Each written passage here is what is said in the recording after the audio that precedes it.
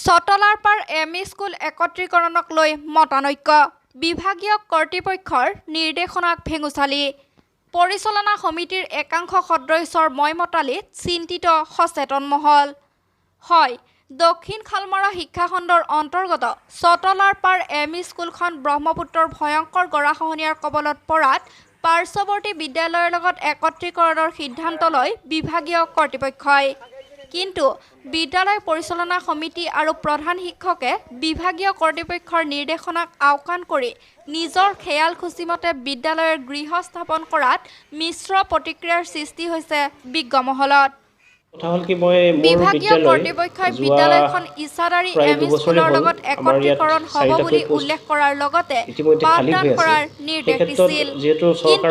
প্ৰধান শিক্ষক আৰু এছাম পৰিচালনা সমিতিৰ সদস্যই ৰাইজৰ মতামত নোলোৱাকৈ নিজৰ ইচ্ছামতে ব্ৰহ্মপুত্ৰৰ পৰা কেইমিটাৰ নিলগত স্কুলখন স্থাপন কৰাক লৈ সৃষ্টি হৈছে মতানৈক্য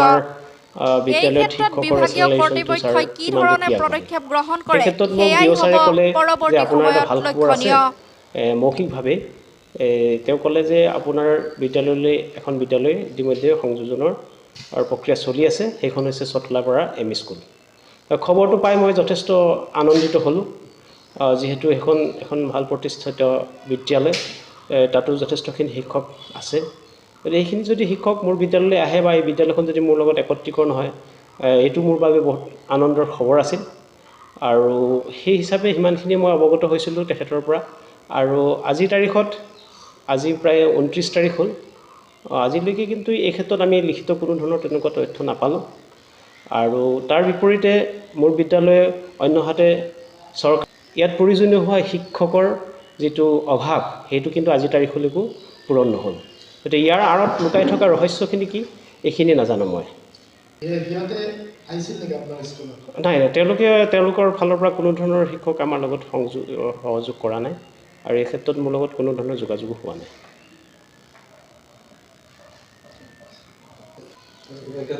এই ক্ষেত্ৰত মোৰ বিদ্যালয়ৰ যিটো শিক্ষকৰ অভাৱ মোৰ শৈক্ষিক পৰিৱেশটো যিটো এটা বিনষ্ট হৈ আছে শিক্ষকৰ অভাৱৰ বাবে তৎকালভাৱে মোক বিদ্যালয় সংযোজন কৰি হ'লেও বা শিক্ষক ৰেচনেলাইজেশ্যন কৰি হ'লেও মোৰ যিটো শিক্ষকৰ অভাৱ এইখিনি অতি সোনকালে পূৰণ কৰিলে ভাল মই এতিয়া বৰ্তমান এককভাৱে মই বিদ্যালয় চলাই আছোঁ যোৱা গুণোৎসৱৰ ঠিক আগে এই চটলাৰপাৰৰ এমই স্কুলৰে এজন শিক্ষক মষ্ট টেম্পৰেলি অৰ্থাৎ খুব অস্থায়ীভাৱে তেওঁক গুণোৎসৱ পৰিচালনা কৰিবৰ কাৰণে মোৰ লগত এটাচমেণ্ট কৰি দিছিল আৰু তেওঁক মই বিঅ' ছাৰক পৰৱৰ্তী সময়ত